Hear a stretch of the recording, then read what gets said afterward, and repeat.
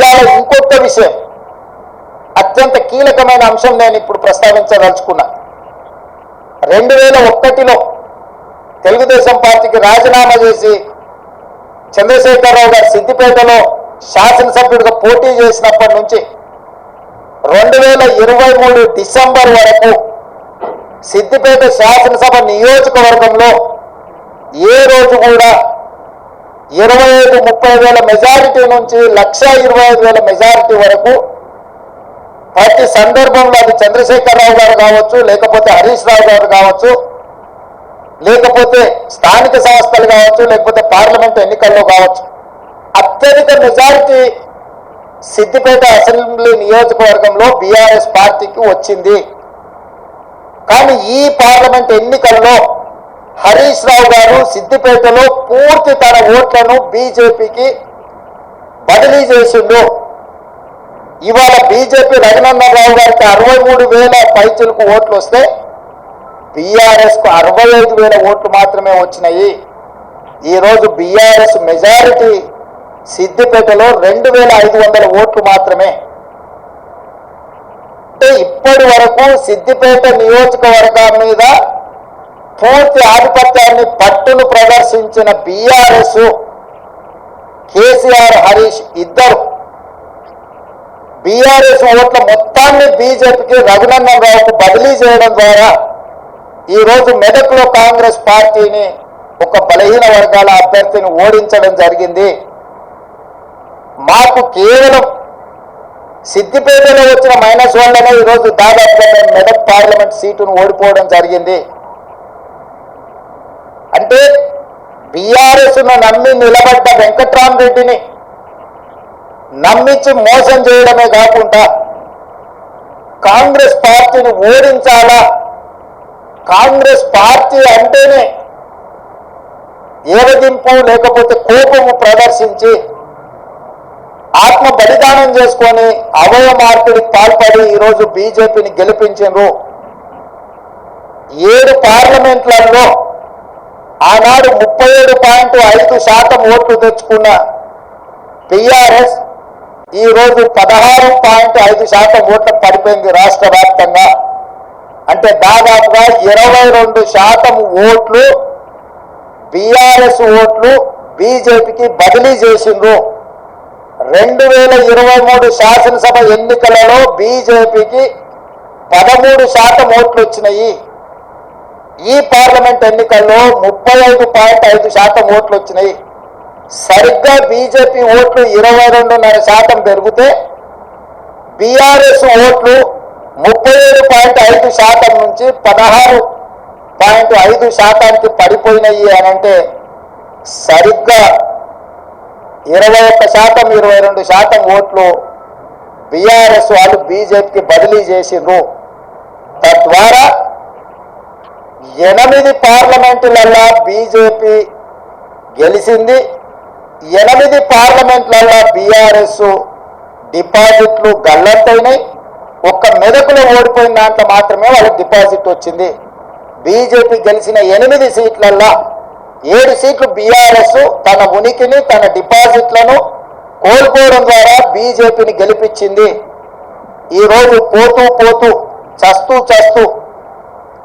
ఇవాళ బీజేపీని గెలిపించే ప్రయత్నం ఈ రాష్ట్రంలో బీఆర్ఎస్ చేసింది. చంద్రశేఖరరావు, హరీష్, కేటీఆర్ చేసిండ్రు. మొన్న జరిగిన శాసనసభ ఎన్నికల్లో 39 ఎమ్మెల్యే స్థానాలలో బీఆర్ఎస్ గెలవడం జరిగింది. ఈ ఎన్నికల్లో 119లో కేవలం 3 సీట్లలోనే మెజారిటీ వచ్చింది బీఆర్ఎస్. అది సిరిసిల్ల, సిద్దిపేట, గజ్వేల్. అంటే ఈ రాష్ట్రంలో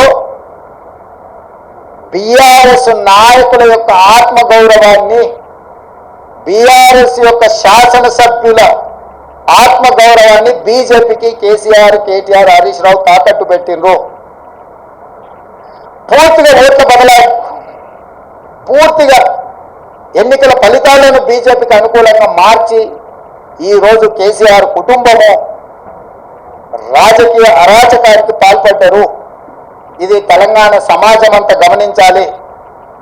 ప్రజాస్వామికవాదులు, సెక్యులర్ ఫోర్సెస్ అందరూ కూడా ఈరోజు ఈ అంశాన్ని గమనించాలి అని చెప్పి కాంగ్రెస్ పార్టీ కోరుతున్నది. ఈ రకంగా ఈ తెలంగాణ రాష్ట్రంలో తనంతలో తానే అంతర్ధానం అయిపోయి ఈరోజు బీజేపీని గెలిపించడానికి చంద్రశేఖరరావు గారు ఒక దురాగతానికి పూనుకున్నాడు అని అంటే ఈరోజు మనం అర్థం చేసుకోవాలి. కేటీఆర్ గారు నిన్న అంటున్నారు ఫినిక్స్ లాగా మనం ఇప్పుడు బూడిదైన ఆయన మళ్ళీ పుట్టేది ఏం లేదు, ఇక బూడిదే మీకు మిగిలింది. ఆ బూడిది తీసుకెళ్ళి మీ బావకు మీ నాయనకి ఇద్దరికి బుయ్యి ముఖానికి సరిపోతుంది, గాడికి మీ కథ సుఖాంతం అయిపోతుంది. చరిత్రలో ఆ పార్టీ పుట్టినప్పటి నుంచి ఈ రోజు వరకు పార్లమెంటులో ప్రాతినిధ్యం లేకుండా ఉన్నది ఇది మొదటిసారి.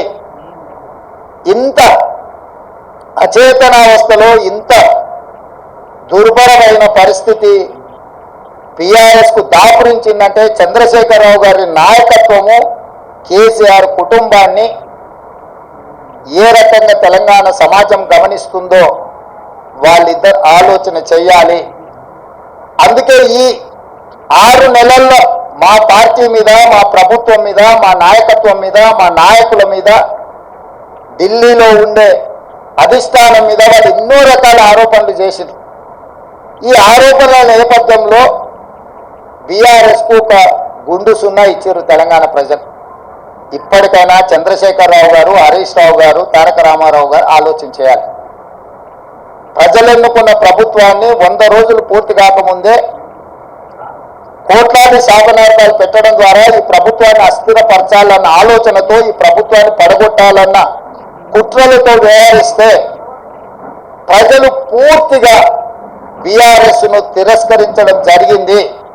ఇప్పటికైనా ప్రధాన ప్రతిపక్ష నాయకుడిగా రాష్ట్ర అవతరణ దినోత్సవాలలో కూడా పాల్గొనకుండా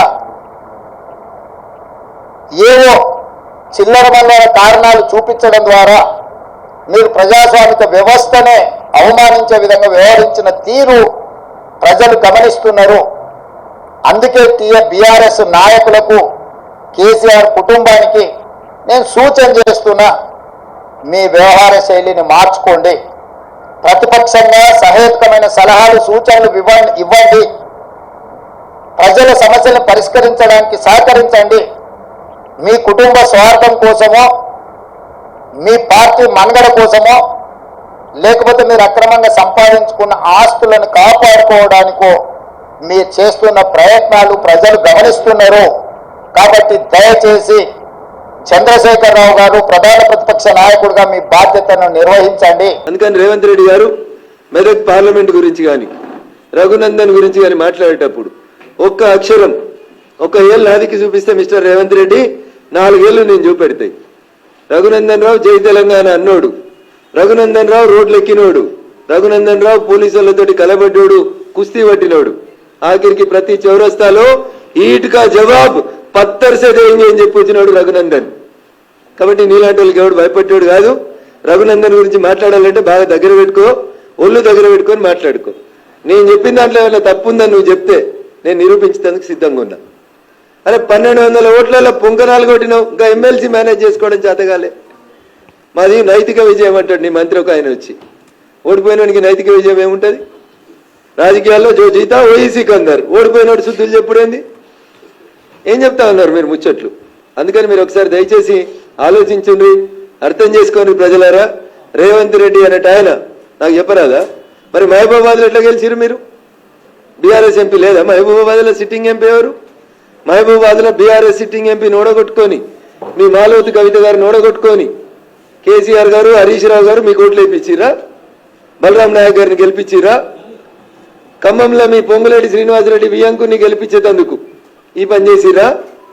ఎవరిని నామా నాగేశ్వరరావుని బలి చేసి బీఆర్ఎస్ వాళ్ళంతా కాంగ్రెస్ కోట్లు వేసిరా? నేను మాట్లాడగలుగుతాను కదా, చాలా ఉన్నాయి కదా సాక్ష్యాలు, ఆధారాలు.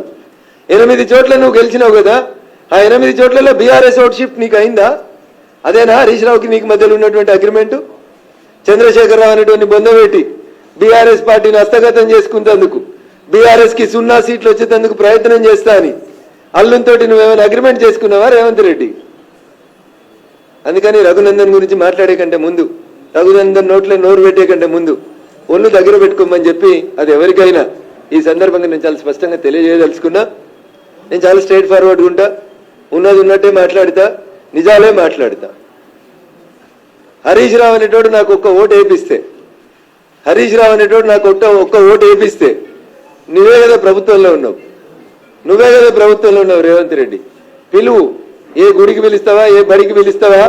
భాగ్యలక్ష్మి అమ్మవారి కొడుకు వచ్చి ఏడిచినావు కదా కళ్ళకి వెళ్ళి నీరురంగా, మా రాజేంద్రన మీద ఏదో సొల్లు ముచ్చట్లు చెప్పి. మళ్ళీ పోదాంప హరీష్ని కూడా తోలుకొని రా, నీది వస్తే కదా. నేను కూడా వస్తా, నేను ప్రమాణం చేస్తా. బీఆర్ఎస్ తోటి గీత గీసి నిలబడి కొట్లాడినా అని చెప్పి నేను ప్రమాణం చేస్తా.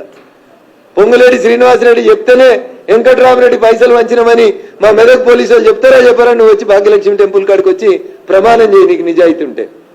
నాకు తెలిసి నీకు అది ఉందని నేను అనుకోను, కానీ నేను మాట్లాడితే కొంచెం బాగుండదు కాబట్టి కొద్దిగా సంస్కారవంతంగా మాట్లాడాలని మా పార్టీ, మా అమ్మా నాన్న, మా టీచర్లు చెప్పారు కాబట్టి గౌరవ ముఖ్యమంత్రి గారికి చాలా మర్యాదగా నా గురించి కానీ మా పార్టీ గురించి కానీ మాట్లాడేటప్పుడు కొంచెం బాగా ఒళ్ళు దగ్గర పెట్టుకొని మంచిగా మాట్లాడమని, భవిష్యత్తు మంచిగా ఉంటుందని చెప్తా ఉన్నాం. కాదు కూడదని ఎట్లా పడితే అట్లా మాట్లాడితే జరగాల్సిందేందో తప్పకుండా జరుగుతుంది. ఇంకా చాలా చెప్పొచ్చు. గాలి అనిల్ కుమార్ని తీసుకుపోయాడైనా జైరాబాద్లో పోటీ చేయించారు. ఎందుకు? సురేష్ షెట్కర్ను గెలిపించేందుకు బీఆర్ఎస్ పార్టీ అమ్ముడు పోయిందా జైరాబాద్లో? మా బీబీ పాటిల్ గారిని తట్టుకోవడం చేతగాక గాలి అనిల్కు డిపాజిట్ రాలే. 10 ఏళ్ళు బీఆర్ఎస్ ఎంపీ జైరాబాద్లు ఉంటే ఆ బీఆర్ఎస్ పార్టీకి ఇలా డిపాజిట్ రాలే. సురేష్ షెట్కర్ తోటి రేవంత్ రెడ్డి, హరీష్ రావు ములాఖత్ అయి బీబీ పాటిల్ గారిని ఓడగొట్టేందుకు ఆడ పక్క నియోజకవర్గం గాలి అనిల్ని పెట్టిరని చెప్పి నాకు చెప్పడానికి రాదా? అంతెందుకు, నీలమ్మధుని బల్లిక బకరా అని చేసింది హరీష్ రావు కాదా? నీలమ్మధు ఎవరి శిష్యుడు మెదక్ జిల్లాలో? హరీష్ రావు శిష్యుడు కాదా? రోజు హరీష్ రావు వెనకాల తిరిగినోడు కాదా? నీలమ్మధుని బలి చేసింది రేవంత్ రెడ్డి, హరీష్లు ఇద్దరు బదులుకొని పాపం ఆయన పైసలన్నీ ఖరాబు చేయించి ఆయనంతా ఇబ్బంది పెట్టింది ఎవరు? అందుకని ఒకసారి ఆలోచించాలి. నిజంగా నీకు చిత్తశుద్ధి ఉంటే ఎన్నికలు అయిపోయినాయి కదా, జూన్ 30వ తారీఖు దాకా నీకు ఇంకా 25 రోజులు టైం ఇస్తున్నా ముఖ్యమంత్రి గారు. ఈ 25 రోజులలో నాకు తెలిసి నువ్వు తెలంగాణ ఉద్యమం చేయలేదు, నీకు ఆ పౌరుషం లేదు, ఆ రోషన్ లేదు, ఆ పదాలకు అర్థం కూడా తెలుసని నేను అనుకుంటలేను. ఒకవేళ ఉంటే ఎందుకంటే జయ జయ హే తెలంగాణ జననీ జయ కేతనం అనే పాటని నేను తెలంగాణ అధికారిక గీతంగా ప్రకటించిన అని చెప్పిన తెలంగాణ రోషం పౌరుషం నీలో ఉంటే డీసీపీ రాధాకిషన్ రావు ఇచ్చిన స్టేట్మెంట్ మీద ఈ 25 రోజులలో చంద్రశేఖర్ రావుని అరెస్ట్ చేసి నీ తెలంగాణ పౌరుషాన్ని చూపించు. ఏసీపీ భుజంగరావు ఇచ్చిన స్టేట్మెంట్ మీద హరీష్ రావు అనేట ఆయన తీసుకొచ్చి బొక్కలేసి నీకు చాతనైతుంది, నీ లోపల తెలంగాణ రక్తం ఉందని చెప్పు. లేకపోతే ఏముందో తెలంగాణ సమాజాన్ని నిర్ణయించుకుంటాను. Thank you.